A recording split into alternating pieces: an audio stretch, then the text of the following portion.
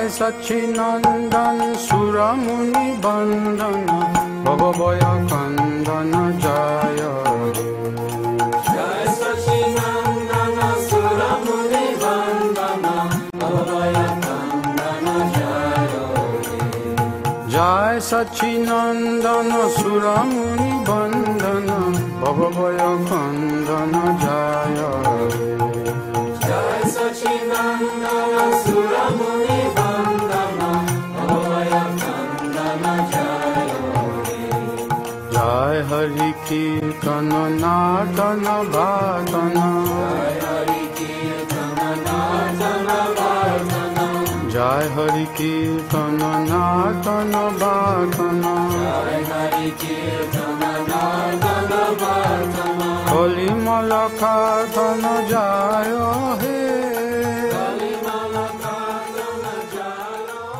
Reading from the Golden Volcano, Srila Sridhar Maharaj is saying that according to the solar calculation, it was on the day of Makara Sankranti, an auspicious conjunction of the stars, that Nimai Pandit went to Katwa to take sannyas, the renounced order of life. After this, he would become known as Sri Krishna Chaitanya Mahaprabhu. He swam across the Ganges, and in wet cloth he ran towards Katwa. He told only a few of his friends, including Nityananda Prabhu, Gadadhar Pandit, Mukunda, and others. The time when I will accept the robe of renunciation is very near. So there were a few events leading up to Mahaprabhu taking the decision to become a renunciate. A few events led up to that. And one of the significant events was the opposition party. He had received and was continuing to receive opposition to his Sankirtan movement. So this was an impetus then. And this will be explained why, in the face of different types of opposition, why the conclusion to meet that opposition would be to become a sannyasi. Just a few days before this, an opposition party had been raised against Nimai Pandit. And so also to note, before this he is only known as Nimai Pandit. He is not known as Krishna Chaitanya. He is only known as Krishna Chaitanya after he took sannyas. And Keshava Bharati called him Krishna Chaitanya, his sannyas guru, Krishna Chaitanya. Otherwise he was known as Nimai Pandit or Vishvambar. No, Vishvambar. Vishvarup. Vishvambar. As Vishvambar. His childhood name. Those who believe that material nature is the highest principle and that consciousness is a product of matter began to abuse Nimai Pandit. He thought, I came to deliver the lowest of men, but they commit offenses against me. There will be no hope for their upliftment. Suddenly Mahaprabhu said, I came with that medicine which gives the greatest relief, but now I find that their disease is rapidly growing worse and seems beyond treatment. It will take its own course towards doom. The patients are committing offenses by abusing their doctor. They are making arrangements to insult me. They take it that I am a family man, their nephew. They take me as one of them. I came with the best medicine for the present degraded age, but now I find that they are plotting against me. Now they are doomed. At least I have to show them that I am not one of them. So there were different groups in Navadvip at the time, as we have discussed previously. Different groups of materialists, philosophers, logicians, and the group of devotees, the Vaishnavas, were actually a minority at the time. They were a minority group. He thought, I shall leave family life. I shall take sannyas. I shall wander from village to village, town to town, preaching the holy name of Krishna. That was his decision. And within a few days, he went to take sannyas at Katwa from Keshava Bharati. The day before he left to take sannyas, however, from the afternoon until the evening, there was a spontaneous gathering of devotees in the home of Nimai Pandit. Every year in Bengal, that day was celebrated as Lakshmi Puja, worship of the goddess of fortune, when special cakes are prepared and distributed. Nimai, knowing that early the next morning he would leave Navadvip to take sannyas, the Lord attracted his followers in such a way that almost every leading devotee came to see him that evening. So, we should not forget that Mahaprabhu is also the Supersoul. Or, we would say the Supersoul is a plenary portion of him. It is mentioned in few places that the Gayatri of Om Bor Bhuva Swa, this also worships Sri Chaitanya Mahaprabhu. Some people take it that this Gayatri worships the sun. Others take it that this Gayatri worships Surya Narayan, the manifestation of Narayan as the sun. Some take it that this worships Narayan himself, others the Supersoul. All are correct to some degree, but not fully correct. So, Sri Chaitanya Mahaprabhu being the incarnation of Krishna, and Krishna being the source of Narayan and the Supersoul, it is taken that Mahaprabhu himself is the Supersoul of his devotees. So, it is mentioned that the Paramatma, the size of the thumb, dwells within your heart. And realizing the Lord of your heart, you will see this beautiful form of the Lord with 4 hands. And nice descriptions are there in Bhagavatam of the realized form of the Lord in the heart. However, if you are a devotee of Krishna in the line of Mahaprabhu, and you have the fortune one day to see the form of the Supersoul who guides you, and that will be the form of Sri Chaitanya Mahaprabhu. He is the Supersoul of his devotees. Others, they are guided by the Paramatma, Chaturbhuj, 4-armed form. Chaturbhuj? What is 4-armed form? Sadbhuj. No, Chaturbhuj. The 4-armed form of Vishnu. Even the birds, the beasts, they are guided by this form of Vishnu. But the devotees, they are guided by the Supersoul of Mahaprabhu, his devotees. So, on that day, he attracted them, and they all came, many. And when coming, they all brought a gift or a present. Very spontaneously they came. And of course, this paralleled or coincided to Lakshmi Puja. It is the custom in India that during this time, you will go to a friend's house or a relative's house or someone with whom you have affectionate dealings, and you'll bring some gift, particularly some sweets, something like Diwali. Particular types of sweets, though, on that day are made. And many of them resemble cakes, what we call cakes in the Western world. So many of the devotees came, they brought various gifts, spent some time with Mahaprabhu, and then went away. So this continued late into the evening. They came with flower garlands and many other offerings to be presented to the Lord. Nimai accepted their garlands and then placed them on the necks of the devotees who gave them.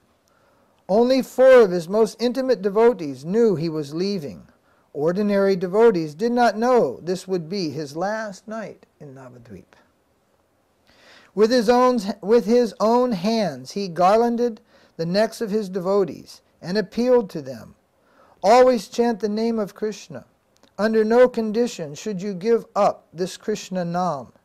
And don't do anything else while working, eating, sleeping, or walking, even sleeping, day or night. Whatever you do, continuously take the holy name of Krishna.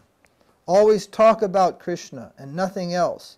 If you have any real attraction for me, then don't do anything without chanting the name of Krishna. So this was Mahaprabhu's supreme mandate to his devotees, And he was giving that instruction to everyone on that last evening in Navadvip. The Lord said, cultivate Krishna consciousness. Krishna is the origin of us all. So he is in the position of a devotee. That is the uniqueness of the avatar of Sri Chaitanya Mahaprabhu. Other avatars come and either, mainly they just deal with evil. They destroy evil. They come and they destroy evil. Most avatars. Some come and impart knowledge. And they don't necessarily deal with evil, like Narayan Rishi in Himalayas or something like that. But Varaha and Nrsimha, Vamana even, they come and they dispense with evil, the demons at some point. They also impart some knowledge. And they perform some pastimes of leisure and they withdraw from the world. Krishna, Rama, particularly Krishna, both of them are also dispensing with demons, evil. They are performing their pastimes of leisure, setting some example for human society and withdrawing. But in Krishna, it goes a little bit farther. Krishna is enjoying. Krishna is enjoying like anything. Krishna is enjoying at every step. Krishna is not showing the pastimes of suffering, except sometimes momentarily while fighting a demon. Krishna pretends to be overcome by grief or lamentation or something during the battle or something like this, momentarily. Whereas Ramachandra spent years in the forest and was separated from Sita for a long time when she was taken off by the demon Ravana. But we don't find this. Sometimes demons appear in Krishna Lila to take away the gopis, and they're finished within a few moments, a few minutes. They're killed by either Krishna or Balaram. It's not tolerated over a long period of time. However, Krishna is enjoying at every step. And of all the avatars, although Krishna is often referred to by the Hindus as the principal avatar, well, fact is, he's resented by a lot of Hindus also, you see, because he had many girlfriends and he married 16,108 wives, and basically he was enjoying at every step. He was a supreme enjoyer, and he let everybody know about that. So it is very hard sometimes for even religious people to accept that God is the enjoyer of everything. He is to enjoy. He is not my order supplier. He is not there to carry out my every wish and demand. But actually it is quite the opposite. We are there to carry out his every wish and demand. He is not our servant, but we are his servant. So in the Krishna avatar, although many things are dealt with, destroying evil and demons and teaching and so forth, he performs his wonderful pastimes with his devotees, his pastimes of love, his pastimes of enjoyment, in extreme excess of any other avatar. There is no other avatar that we have ever heard of that comes even close to demonstrating that he is the supreme enjoyer. We find little enjoyment in Varaha. After Varaha saved the earth, it is said that he came and reclined in some hills here and there. I think maybe Tirupati, maybe amongst them, reclined in some hills here and there and had his leisurely pastimes. What leisurely pastimes means, he was kind of lying around on the throne relaxing. Leisurely. Leisurely pastimes. They're different than the pastimes of intense enjoyment, you see.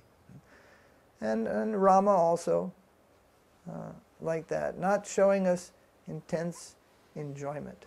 But Krishna's his pastimes are like that. So they're oftentimes resented by people. They're oftentimes resented. People find much fault with the pastimes of Krishna, where they find little to no fault with the pastimes of Rama, with Lord Ramachandra. But with Krishna, they find much fault. So, knowing this, Krishna himself decided to come again, approximately 4,000 and something years after he appeared in Vrindavan at the end of Dwarpa Yuga. It was Dwarpa Yuga when Krishna appeared. And then it lapsed over and into the Kali Yuga, the very end of Dwarpa Yuga. So the Supreme Lord decided to descend again, but this time in the mood of a devotee. And he would come himself, and he would not be an enjoyer. He would be a sacrificer. He would not just destroy evil as he had done in many other incarnations with his chakra or with his mace, but he would destroy the root of all evil. The root of all evil is in the heart of the living being. The root of evil is in the heart. Evil is, what we see in the world, it is due to something. Even in our present time, terrorism, this evil, evil that has gripped the attention of the world. And before that, all types of people murdering and senseless violence. There is a root of it. It itself is not to blame. There is something deeper. The cause of the disease is there. That disease is forgetfulness of Krishna. We have forgotten the Supreme Lord. We have forgotten our position in relation to the Supreme Lord. And Mahaprabhu came to eliminate that disease. And the whole of his message to the people is centered around the holy name of Krishna. It is uniquely centered around the holy name of Krishna. But the Lord has his own purpose also. The Lord is always the enjoyer. He doesn't, in another age, he kills Hiranyakashipu. Because Hiranyakashipu is attacking Prahlad, his pure devotee, he comes. But deeper than that, the Lord himself has his own desire to kill demons. He has a desire to brawl with the demons. Then his devotees come into position where the demons are harassing them. The Supreme Lord comes and saves his devotees. It is a great drama. We find that, particularly in relation to Hiranyakashipu and others, that way back in the time of Jai and Vijay, when they were gatekeepers in Vaikuntha, the Lord was roaming in his gardens and palaces of Vaikuntha in all his opulent dress, surrounded by his servants in great awe and reverence, and various types of service they perform. And they saw him, and as we would say in modern language, just by his body language, they could understand that he wanted to fight with demons. He wanted to fight, but there were no demons competent really to give a battle to the Supreme Lord. So just like you may see in your children or your parents or in a friend, or somebody just comes in or is around in the day, and they haven't expressed anything, but you can just tell they're in a bad mood. You can just tell something's bothering them, you see. So the devotees, they could, in that way, but something more wonderful, they could understand the desire of the Supreme Lord. He wants to engage in combat. Well, who will he fight? These are all his devotees in Vaikuntha. And there are no demons in the material world worthy to give him a match, actually. Even the greatest demons we ever heard of were the devotees, who had become demons just to entertain the Lord's desire. And as all these other demons, they're on self-destruct, most of them. The little demons, the Hitlers and all these other fellows, they end up shooting themselves. Krishna doesn't have to come here and destroy them. They're on most of them smoking themselves to death, you see. Killing themselves with cancer and other things.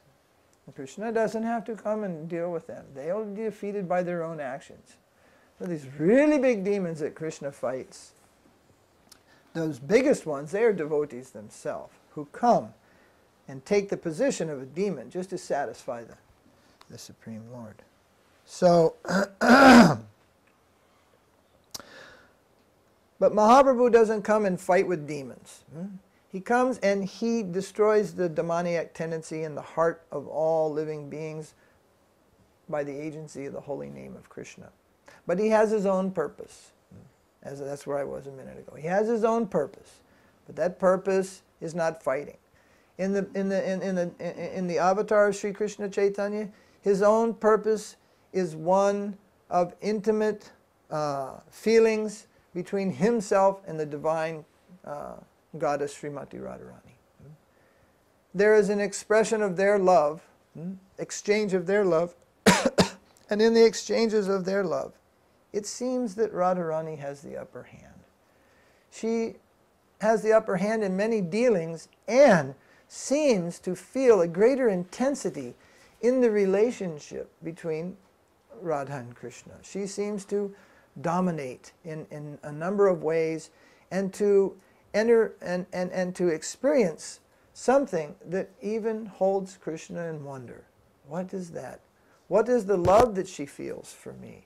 What is the joy that she feels for me? What is the ecstatic mood behind her expressions? What are these things? Huh?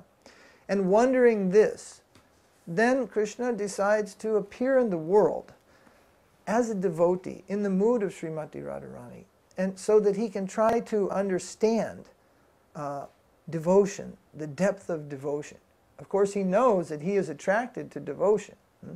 Devotion attracts Krishna. It is attracting the Supreme Lord. But at a particular point, he wants to relish the taste of that devotion himself. So that is his personal interest. And he enters this world. And on one hand, he delivers the fallen souls and gives them entrance into Vrindavan through the holy name. And on the other side, he performs his own, fulfills his own purpose. But he waits almost to the last quarter of his life before he does that. The last 12 years of his life are spent in fulfilling his own purpose. And at that time, not even some of the highest devotees present on the planet were able to go close to him. But nowadays, even the most neophyte devotees think that they can easily qualify for these high topics of which Mahaprabhu engaged himself in. And this is their great folly. And they even go so far as to condemn Yuga Dharma. It's going on even amongst the Gaudiya Vaishnavas today, particularly in America and in Europe, condemning Yuga Dharma. Oh, that is Yuga Dharma.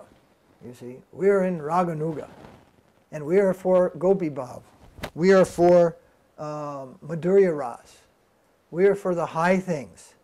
This is this other thing. This is Yuga Dharma. ISKCON is always being condemned. Oh, only Yuga Dharma, only Yuga Dharma, only Yuga Dharma. But this Yuga Dharma is different than all other Yuga Dharmas. This is called Prema Dharma.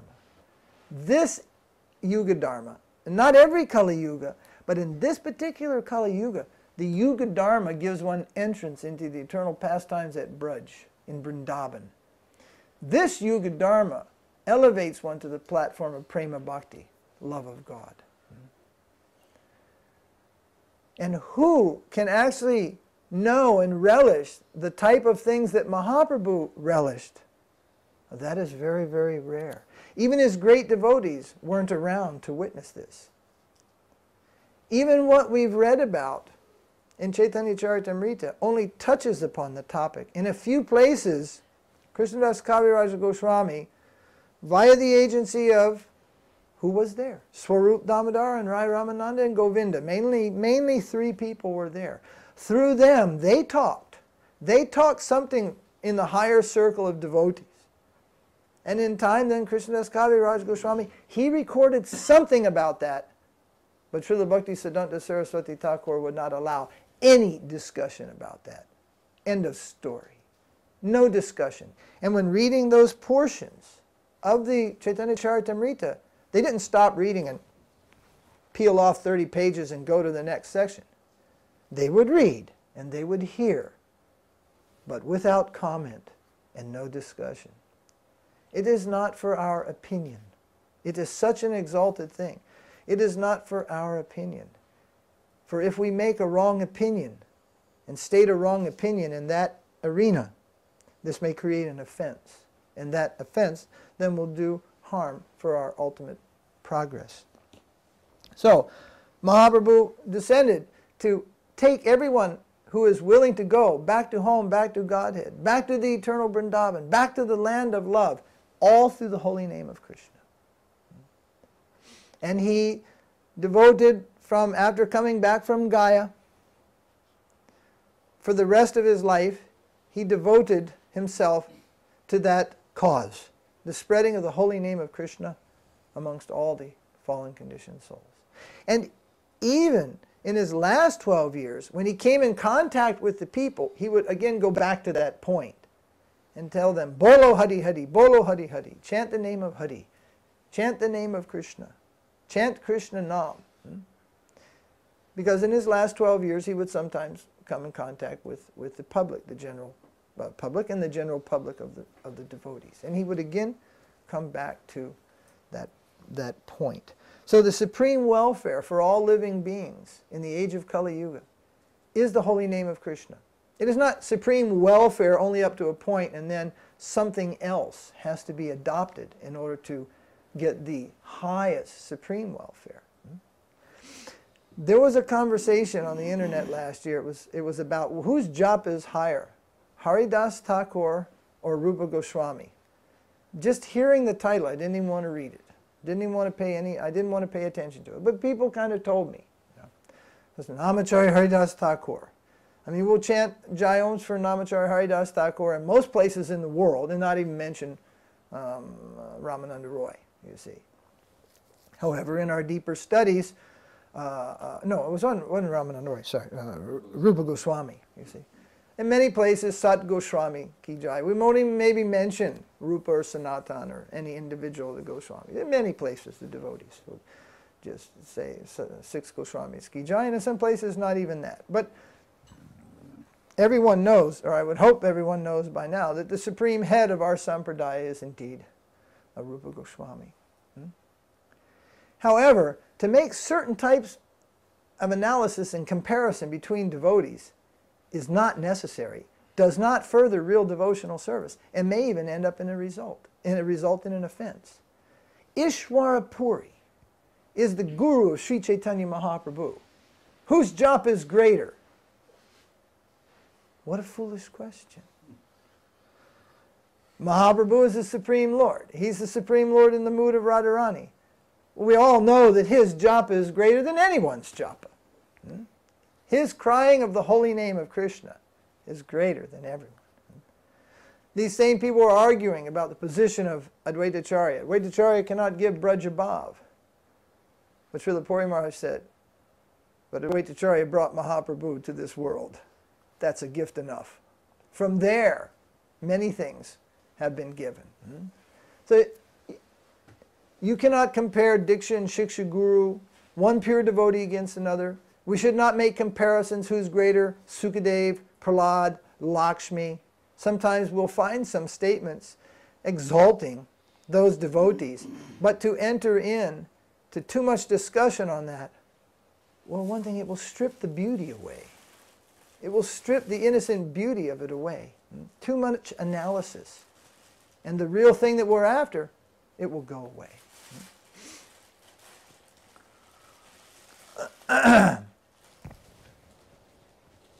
Haridas Thakur was much senior to Rupa Goswami. I don't really have the day-to-day evidence. And Haridas Thakur was, of course, a great humble Vaishnava and would offer his respects to everyone. But you can bet that Rupa Goswami bowed down before Haridas Thakur many, many times and offered his heartfelt obeisances to the Nam Acharya. Just as Mahaprabhu always regarded his guru, Ishwara Puri, and lived by his order. And it was on his order that Govinda came to be Mahaprabhu's servant. Mahaprabhu's tendency was he would not accept any service from a godbrother. But on the order of his guru, his godbrother was sent there to become his servant. And Mahaprabhu acknowledged the order, the desire of Ishwara Puri. And he accepted Govinda as his servant. Not to accept service from a godbrother, but to fulfill the order of his spiritual master. So, to enter into a conversation and want to say who is greater, well, on one side we know the Supreme Lord is the greatest of all, and Mahaprabhu's standard of devotion is greater than anyone's standard of devotion. Nonetheless, to enter into a discussion about the disciple and his guru and who is better and who is higher is not a conversation that you will find in the assembly of pure Vaishnavas. You will not find that conversation being entertained there. So there is there are standards. There is a standard, and the origin of this standard is Mahaprabhu as far as we are concerned. Mahaprabhu performed what's called Acharya Leela. Acharya means who sets the standards. Either misunderstanding, misusing, or abusing the higher sentiments of Mahaprabhu which were his own. They were his own. Produced so many groups of Sahajiyas following the time of Mahaprabhu for hundreds of years. To the point in 300 years, 300 to 400 years, real, pure Gaudiya Vaishnavism had reduced to a small handful of unknown personalities. Jagannath Das Babaji, Gaurkishore Das Babaji, Bhaktivinoda Thakur, some others also. Not so much known in our circles. Bamsi Das Babaji. A small handful in comparison to what was brought down to the world to become the salvation of conditioned souls. For 10,000 years of Kali Yuga, within a couple hundred years, it reduced to a handful. Then again, the standards of Mahaprabhu were reestablished by Bhaktivinoda Thakur and Srila Bhaktisiddhanta. And of the two, particularly Srila Bhaktisiddhanta. He established the standard of Mahaprabhu's movement for the conditioned souls. So,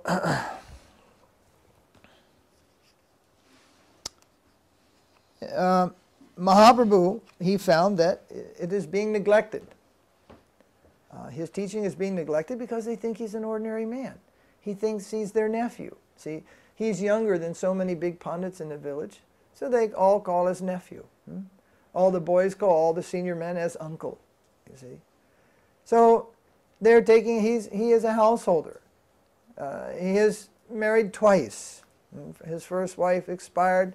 That was Lakshmi Priya, and then he married Vishnu Priya. So he is a man like us. He is a young man, very great pundit and so many things, but he is from our village. There is a saying, a saint is never accepted in his own village. That's a kind of a universal thing. So here it came into play also. Many were appreciating, but they were many devotees, you may say, were taking for granted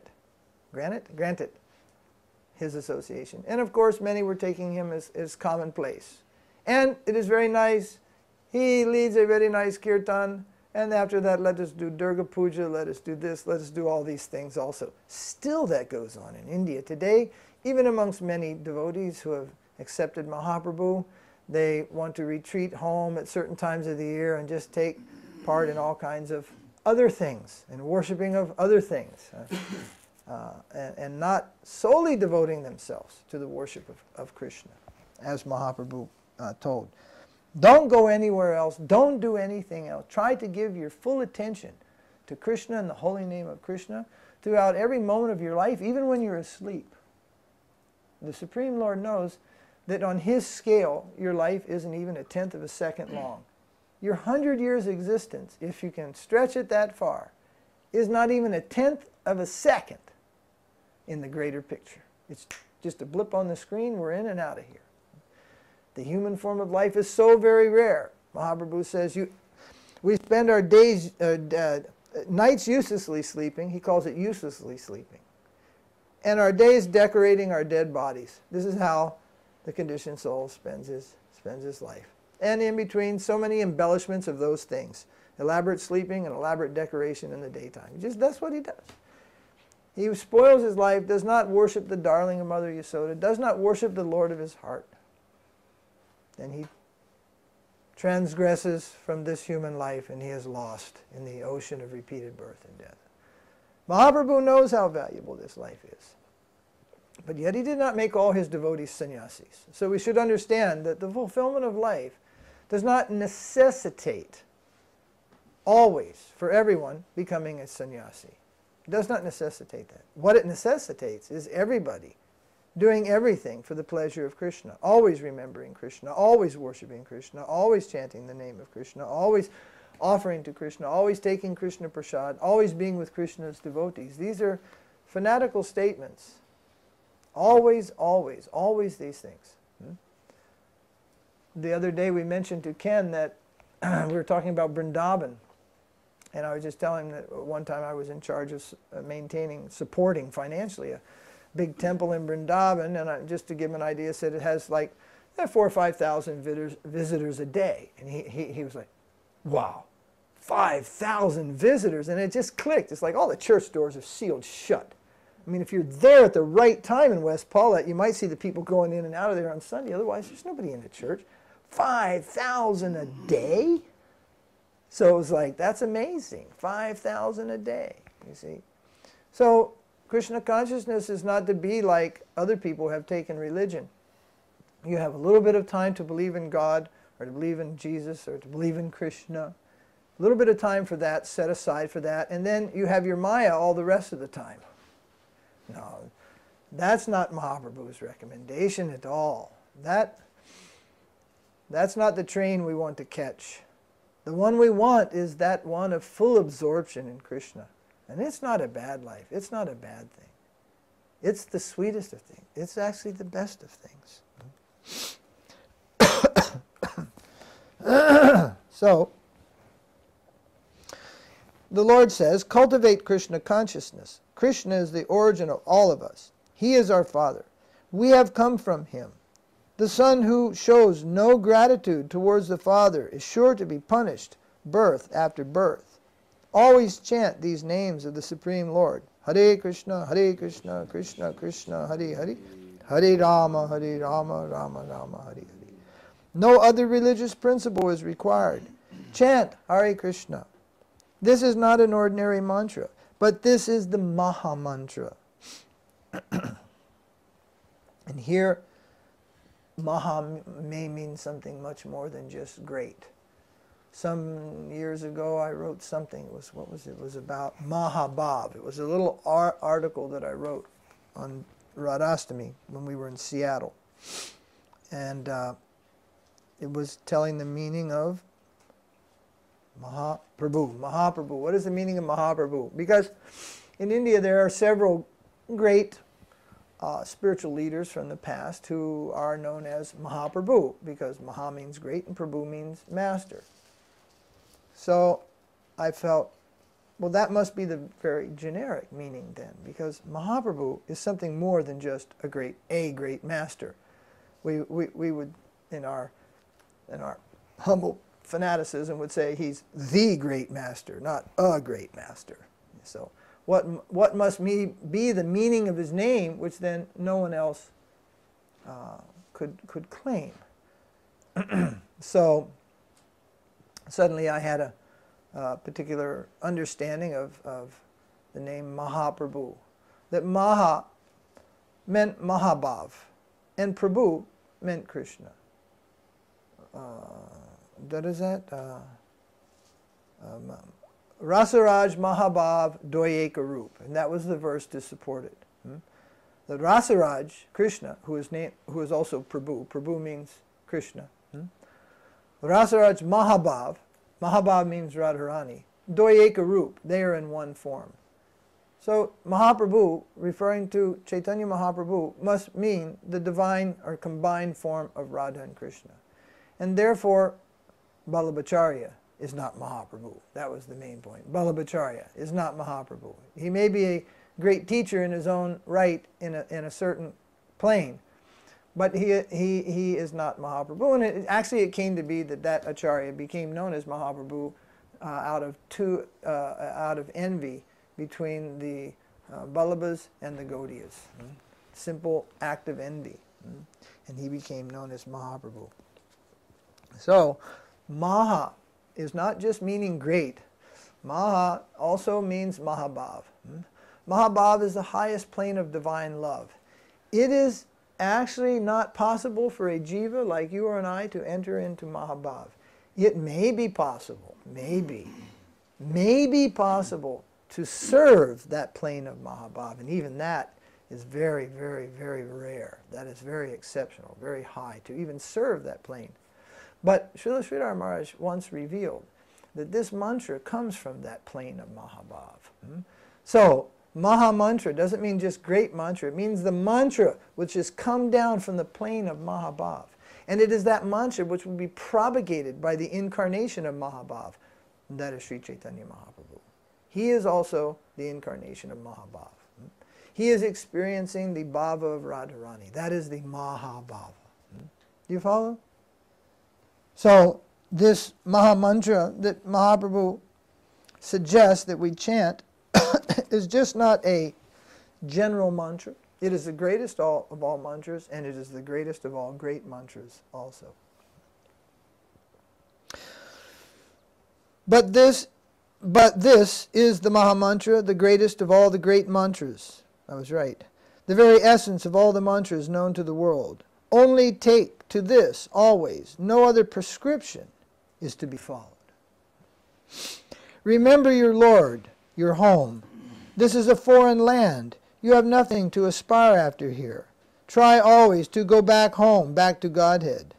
In this way, the Lord spoke, and all his devotees intuitively came because it was Nimai Pandit's last night in Navadvip.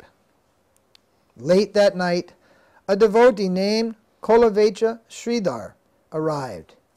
He used to make a living on the plantain tree and its fruits. He would sell the fruit, ripe or green, and the big leaves which are used as plates. Sometimes Nimai would pay him less for his fruits than what they were worth, and sometimes he would simply snatch the fruits and pay nothing. Sridhar came to see Nimai and to offer him a choice pumpkin.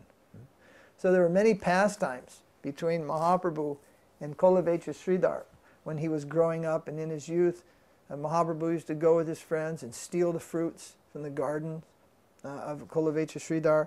And when he was a little older man, and he'd be out shopping in the market and playing the pastimes of daily life in Navadvip, and this poor devotee would have his fruits and bananas, and Mahaprabhu would come and bargain him down way below the normal price, take things away at a much cheaper price, or sometimes he would just take them away and not pay anything, you see. But this devotee was very poor. It said he was very, very poor, and whatever he made, however it was, he used to spend half of it on the worship of Mother Ganga. Half of what he had.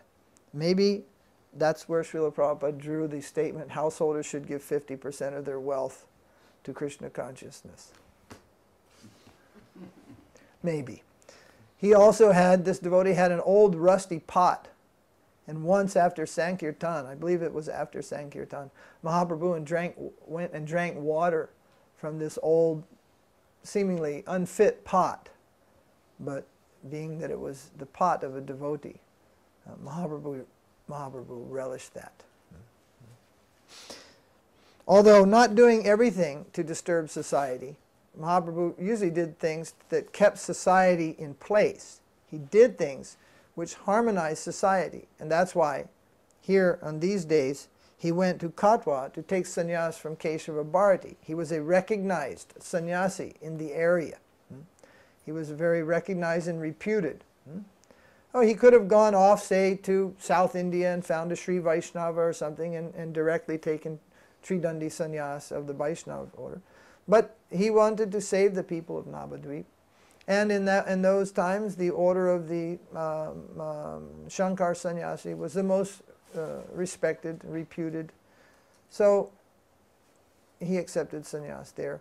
Mahaprabhu generally did things to keep the order of society, so as not to discourage people by shaking up society too much. But sometimes he would do things that are absolutely opposite of not only society, but even scripture. It is said that a sannyasi should not take food in the house of a Sudra.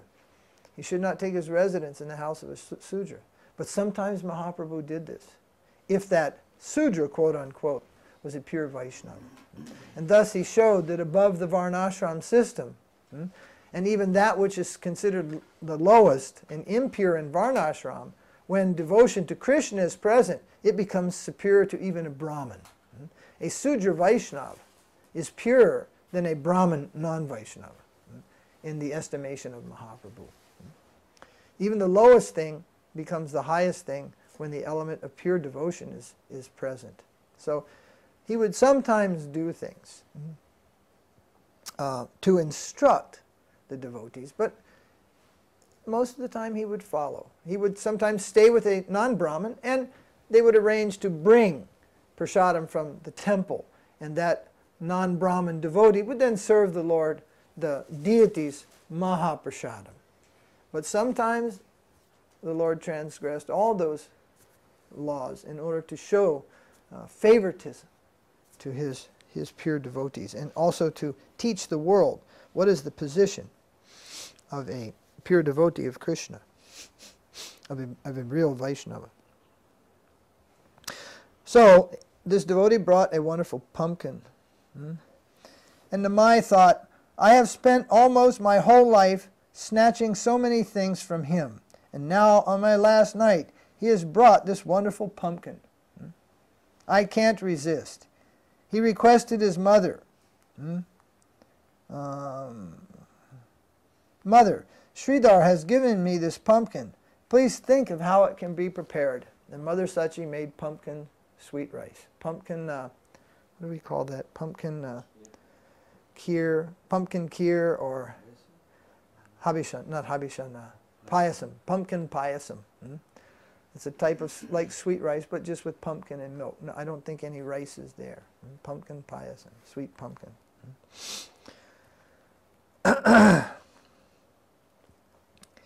At bedtime, someone brought some milk, and Nimai said, Mother, with this milk and this pumpkin, please prepare some sweet rice.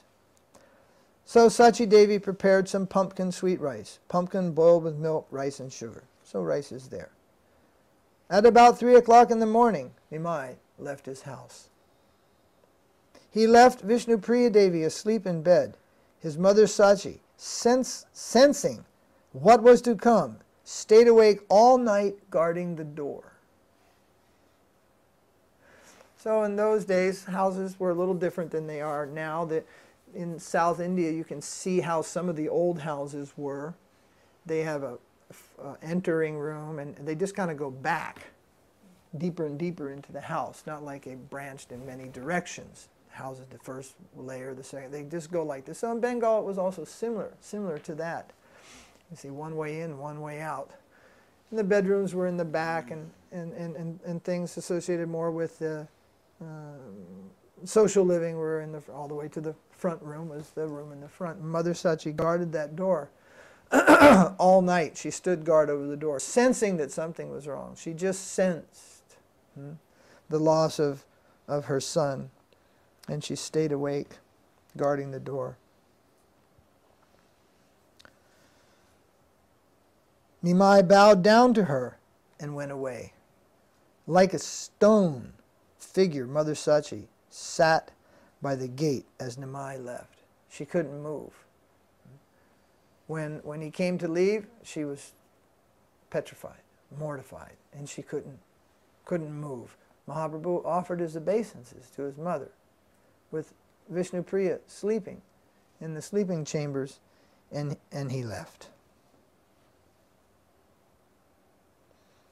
Like a stone figure, Mother Sachi sat by the gate as Nimai left. She could not say anything. She was struck dumb. Nimai swam across the Ganges, and in his wet cloth went straight to Katwa, a distance of 25 miles. He reached there by 9 or 10 o'clock. There he approached Keshava Bharati to take sannyas. In the early morning, the devotees came to see Nimai, as usual, and found Sachi Devi like a statue, sitting at the open door.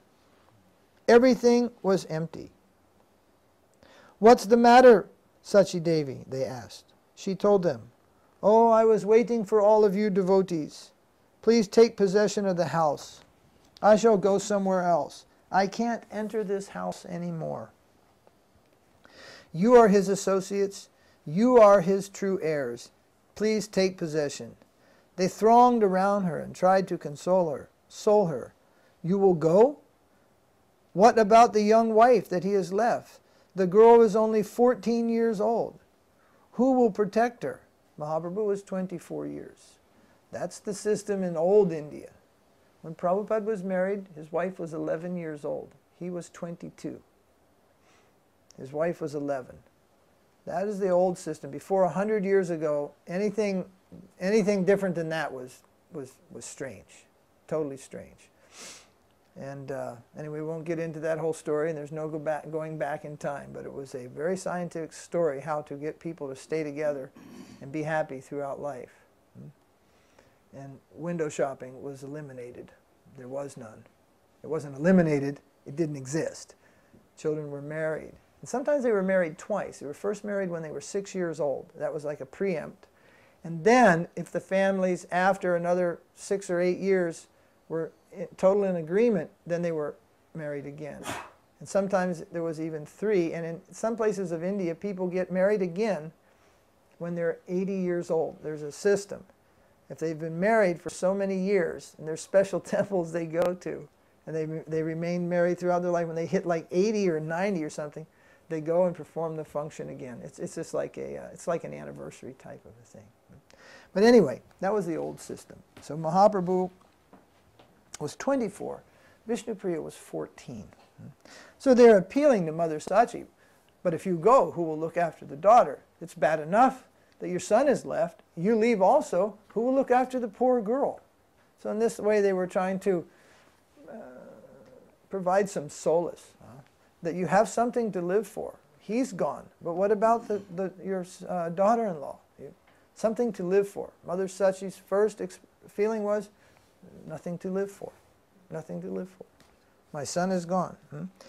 Now we must remember that in the pastimes of the Supreme Lord, whatever you can feel for a son, a daughter, a mother, a father, a loved one, what Krishna feels and what his devotees feel for them, the liberated devotees, is just at a minimum hundreds of thousands of times greater than what we can feel in this conditioned state. We have a limited feeling capacity. Mainly we are able to feel pain, lots of pain. We were explaining the other day, so much pain comes out of this body, so little pleasure. We generally do not faint due to pleasure. We have got so much happiness today that we fainted. But pain renders us unconscious sometimes. Tooth pain, foot pain, leg pain, certain types of pain. Sometimes a mother, more than others, faints due to heart pain. Generally men don't faint. Men, their son dies or something like this, men usually don't faint. Mothers faint. Why? They have a softer heart. It is said in this world, there is no pure love, but the closest thing to it is a mother's love. The closest thing. It is not boy meets girl. That is not closest. That is actually very far away in terms of purity. The purity is measured more, found more in a mother's love. See. So, Mother Sachi, no reason to live. She wants to go away. So they were trying to convince her to stay. What about the young wife that he has left? The girl is only 14 years old. Who will protect her? You can't shun the responsibility given to you. It is on your shoulders. In this way they came and consoled her and tried to give her some hope. Suddenly the devotees heard that Nimai Pandit, Sri Gauranga, had left Navadvip. They learned that he had gone to Katwa, to Keshava Bharati's ashram to take sannyas, bidding goodbye to the people of Navadvip forever, and they all went there to stop him. A runaway, bring him back. And everyone, even Lord Nityananda Prabhu, who knew what is going to happen, but anyway, he went along for the ride. Everybody went to Navadvip to catch Nimai Pandit, bring him back to his senses, talk sense to him, and bring him back amongst his loved ones in Navadvip. So they all went there, and by the end of the day, by the end of the first day, they say there was several thousand people had reached Katwa. First a few devotees, and then more and so forth. A dark shadow came down. Many began to weep and cry. Many of them ran towards Katwa. Nimai Pandit was an unprecedented scholar with beautiful features, tall, fair, and benevolent. He had already made the people mad with the holy name of Krishna. He had released the two great sinners, Jagai and Madai, from their nasty life. He had checked the Mohammedan ruler, the Qazi, who had broken the mridanga drum. As a famous Pandit, he had defeated many scholars who came to conquer Navadvip, which was very much renowned for its high culture and learning, especially for logic. At that time in Navadvip, logic and worship of material energy, Tantra, and official Hinduism, Smriti, were in high culture. Navadvip was highly renowned for scholarship. No, just skip ahead. They're just describing some of the standards of Navadvip. But Nimai Pandit left all of that. He left Navadvip forever, and he took sannyas, because the people of Navadvip could not appreciate him. He reached Katwa, where just on the banks of the Ganges lived a sannyasi named Keshava Bharati. Nimai went to him and asked him to take sannyas. Keshava Bharati suddenly found that his ashram was full of luster. At first it seemed as if the sun was rising before him. Then he saw that it was a bright person approaching him. He rose from his seat and with strained eyes approached in wonder. What is this? He thought. Then he realized that the great devotee scholar Nimai Pandit had come. He appeared before him saying, "I want to take sannyas from you, sir." But Keshava Bharati could not accept Nimai's offer. No. "I am charmed by your beauty and personality," he said, "but you are so young, only 24 years old. What about your mother, your wife, and your guardians? Without consulting with them, I cannot venture to give you the robes of renunciation." In the meantime, it was Makara Sankranti, a famous holiday. Many people had come to bathe in the holy waters of the Ganges. They gathered there, and the rumor spread like fire. Nimai Pandit of Navadvip has come to take sannyas. As many men flocked there until a huge crowd had gathered. They all opposed Mahaprabhu's sannyas. Some of them raised their voices in protest. "You, Keshava Bharati, we won't allow you to give sannyas to this young man. He has a family, he has a mother, he has a wife. We won't allow you. If you give him sannyas, if you give sannyas to this charming young beautiful boy, we will break down your ashram immediately." It took several days for the situation to come under complete control. It was always in the control of Mahaprabhu, but he loves to see the feelings of his devotees displayed. And this, of all paintings I've ever seen anywhere in my life, I think this painting, which is the cover of the Golden Volcano, captures the mood of the devotees of Mahaprabhu on those days. They're all in great despair. Some are falling on the ground, weeping, pulling at their hair. Their clothes are just not even on them properly. There's just so much, we would say, nightmare in what is just about to happen. And there was a lot of kirtan. Anytime anything got really out of control, Mahaprabhu would just start Sankirtan. None of the devotees can resist Sankirtan, so everyone joined in Sankirtan. And conversation would be going on amongst some, and this and that. It was a very, very dramatic scene, going day and night, not just daytime, okay, it's over. When emotion takes over, what's the meaning of the clock? As Srila Puri Maharaj said, Harikatha does not come and go like a theatrical performance. Many times when he was being asked to stop, he would become very irritated. And we have one nice video in the end. He gets very disturbed by being stopped. And then he looks at everybody, the camera's out there, so he's looking at all of us, and he says that Harikatha is not a theatrical performance. It starts on cue and it ends on cue. It is not like that, you see. So, day and night, day and night. Then finally, it was won over.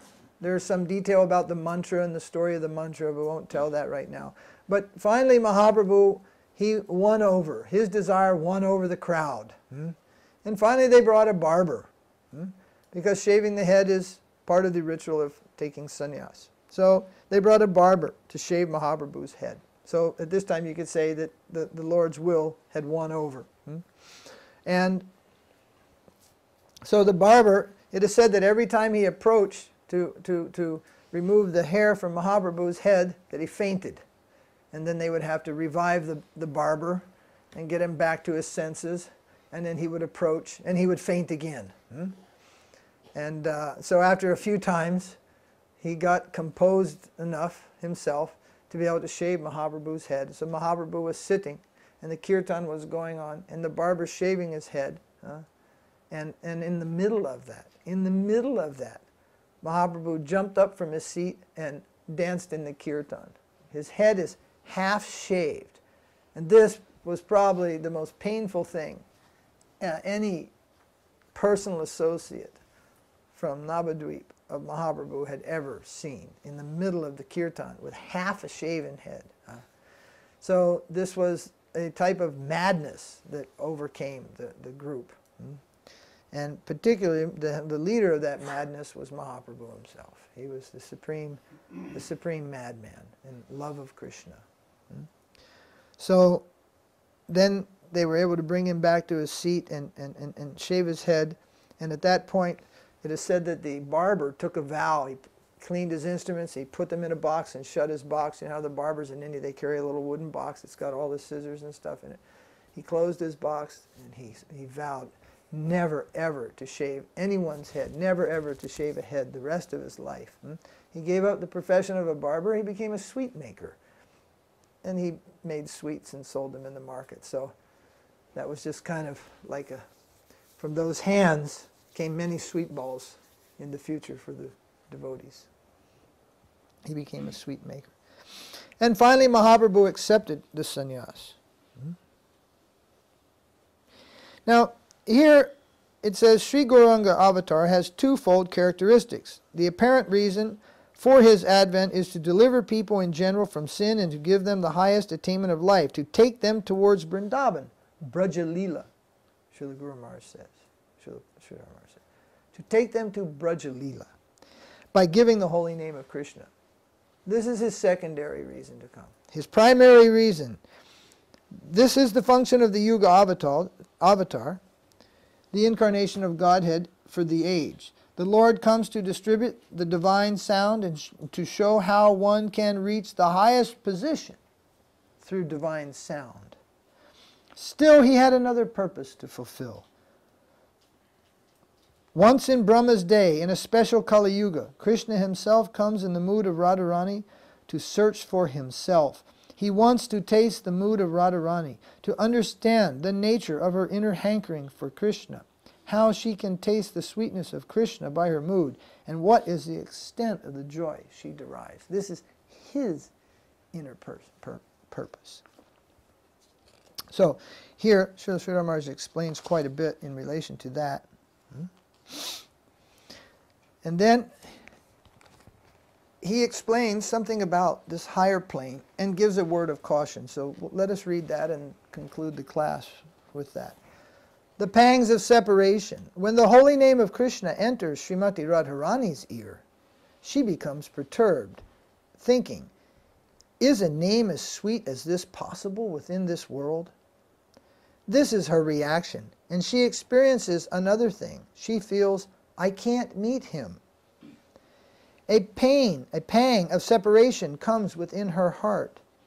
That is called purvarag, the pain of separation that comes before meeting. Mana is another kind of separation. Mana means that when meeting, there is some difference between them in trifle matters. This is the very nature of love. Therefore, Srila Rupa Goswami says that love moves in a curved way like a serpent. It is not diseased, but this is the nature of the path of love. Sometimes with a trifle cause, or with no cause, a feeling comes that, oh, he is neglecting me. He wants to avoid me. And thereby Srimati Radharani thinks, I don't want his company. Although cent% appreciation is there, for the time being some opposing sentiments spring up from the underground. A clash comes in the sentiments of the two, and one wants to avoid the company of the other. Then there is divine jealousy. In prema vaichitya, jealousy rises to such a degree that although they are already together, still a thought comes within and makes them think that they are far away from each other. These different kinds of separation are found only in the Madhurya Ras. Prema Vaichitya is that condition which arises when Krishna is there and Radharani is just nearby. But seeing her own shadow reflected on Krishna, she becomes jealous and she thinks another lady is there. So she feels great pain of separation and she thinks, what is this? Another lady is there? Her mind revolts, but her friend Lalita is warning her. What are you saying? It is only your own image reflected there. Can't you see it?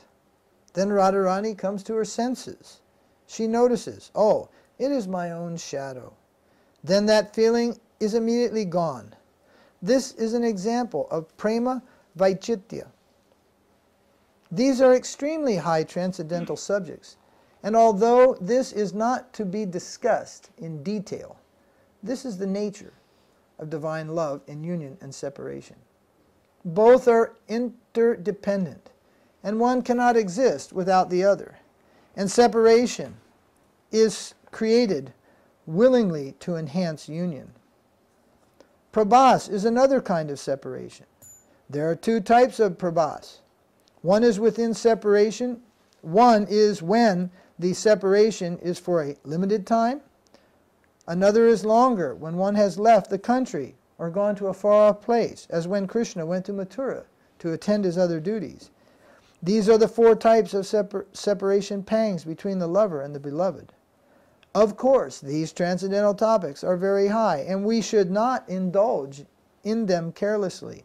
For if we project mundane characteristics into the higher plane, our future realization will be harmed.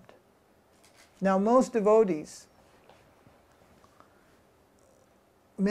would argue and say that, well, we understand that Krishna is not, mundane. We understand this is all transcendental. Then I could say, what's inside of Krishna's chest?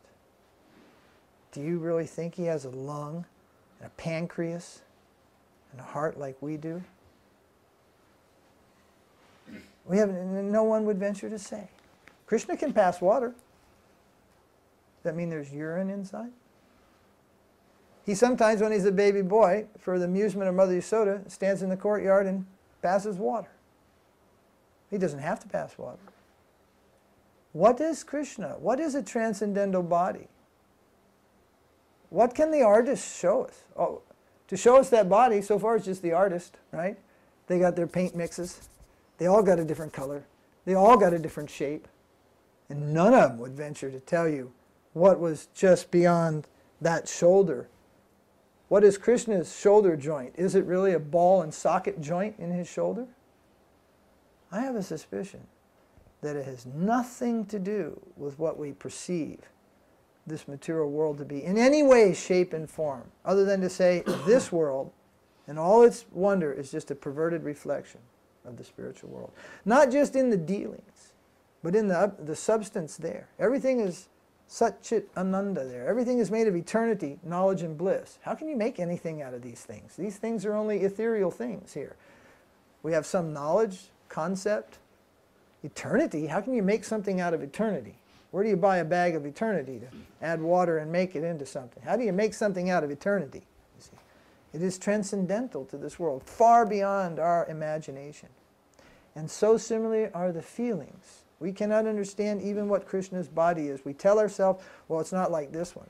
But we have no way to know in which way it's not like this one. Well, it doesn't die, it doesn't grow old, and things like that. That doesn't mean we have mastered the understanding of the body of the Supreme Lord. Within it lives everything. Within it are all living beings. Within it is everything. Not blood, bones, marrow, joint sockets, bile, and not even like transcendental bile. Although if Krishna wants to pass here, he can pass here. He's the Supreme Lord. He can do anything. But we generally don't think there because we have no scope to think there, and there's no necessity to think there. Similarly, about Krishna's love affairs, we have no scope to think there, and also there's no necessity to think there. Thinking is a function of the brain. Srila Sridhar Maharaj said it's one of the material elements. This is explained in, I particularly, which chapter he explains that. The defect, he said, in using the word mind, in telling people to think of Krishna's pastimes, is that the mind itself is one of the material elements, just like your knee is made of material elements, you see. You may engage your encasement in Krishna's service, but the pastimes of Krishna are not reached through the agency of the material elements. They are descending. Subjectively, they are coming down from the plane, the higher plane. They are realized, they descend. So it is also not necessary to think. Although it is not wrong that you remember Krishna's pastimes. There are Krishna's pastimes. What is wrong is the excess that you want to discuss. And I don't know anybody here that does that, but I'm just speaking in general. To discuss the details. Here to set details. Drawn into details is not the path. We know Krishna has transcendental love affairs. We are not drawn into details. We know in any rasa, we are not drawn into details.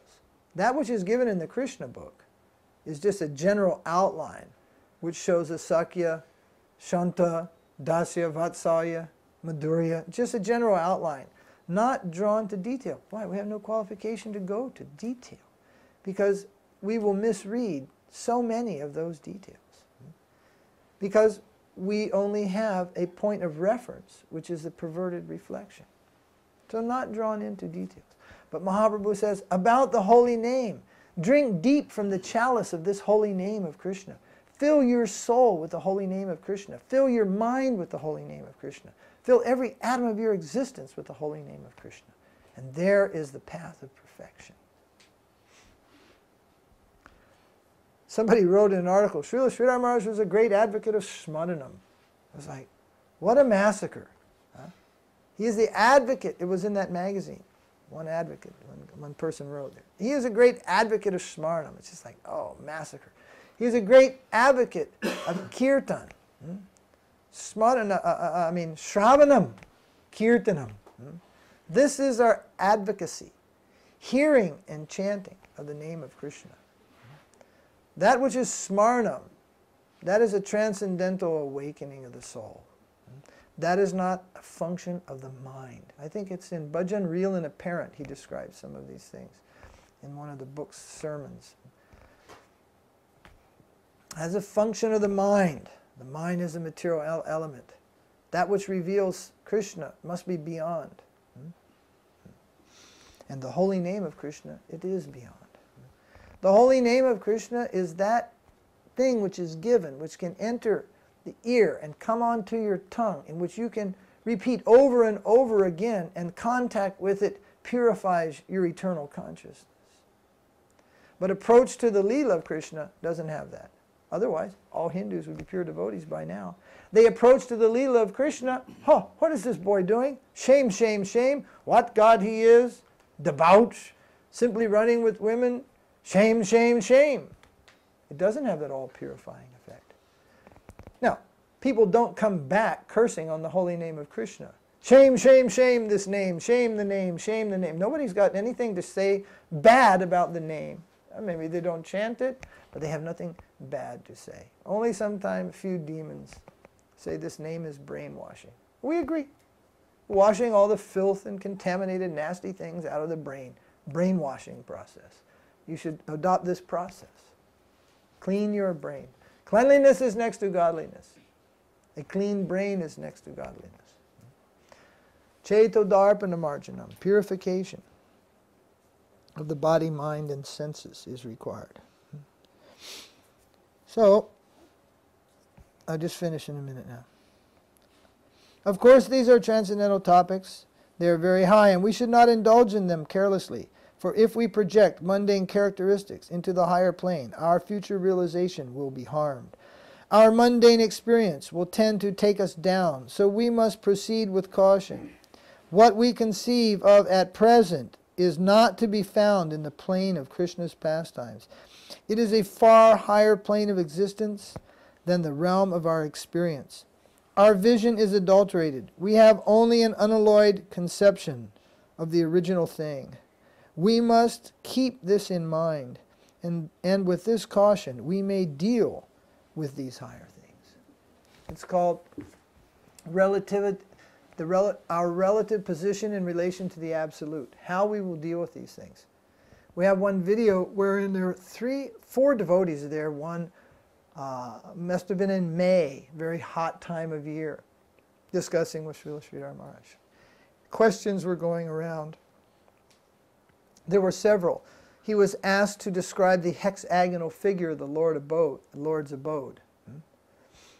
Probably what the devotees were looking for was something like a tantric diagram of what the floor plan of the Lord's own abode.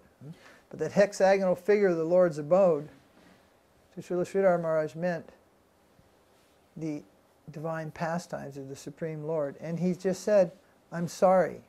He said, I'm sorry, but we are not allowed to discuss that intimate plane. And he spoke for nearly an hour with what we call the word of caution. Don't try to enter there with your mundane inquisitiveness, that you want to know what it's all about. This is a disqualification. Try to enter there with a bowed head as a servant, to serve those who have come to tell that such a plane exists. You see, we are told there is so much money in the bank, but if you go to the bank and simply start inquiring about the money, you will raise suspicion. A black car will be driving by, maybe a black helicopter will be over your house in a day or two. Too much inquiry raises suspicion. Someone comes to your house and asks, oh, well, where do you guys have your safe? In your master bedroom or in the basement? It's just like, what do you want to know that for? It raises suspicion. In the eternal pastimes of Krishna, it also raises suspicion. It is not a wanted thing. Why? Because it's a brother of knowledge. You want to know, and this is a defect. We should want to know up to a point where we're convinced to serve. Convinced to serve, and want to know how I can serve. That is the criterion. That is the criterion by which we are to adjust ourselves, how to serve. It is safer to deal with the topics of separation between Radha and Govinda than with their union. Of course, we must understand that the pain of separation experienced by Radha and Govinda has nothing to do with this plane.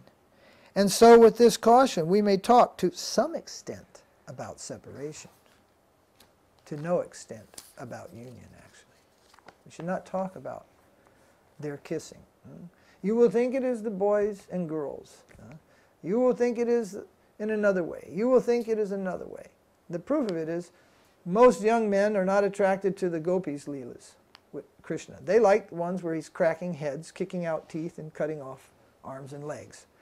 The girls are like, yeah, whatever. And then they discover Krishna's pastime with the gopis, and they find that this is attracting to listen to. Because both are thinking in the mundane. This is a girlish thing, this is a boyish thing. But actually it's neither boyish or girlish thing, you see. We are thinking of ourselves in the wrong way.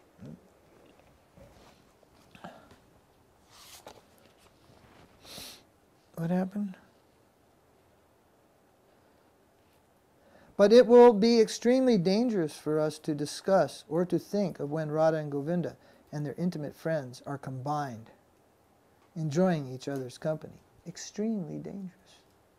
If we deal with the pastimes of Radha and Krishna with any mundane conception, we will create a great offense. So to conceive of the union of Radha and Govinda is more dangerous than cultivating feelings of separation, as Mahaprabhu has shown by his example. Shri Gauranga Mahaprabhu ki jai. So, in the act of taking sannyas, Mahaprabhu entered the feelings of separation into the hearts of all his devotees, and even those people who had not yet become devotees. And this was his supreme benediction. This great tragedy that took place on this day is actually a supreme benediction for the devotees, assuring them success in their journey back to home, back to Godhead.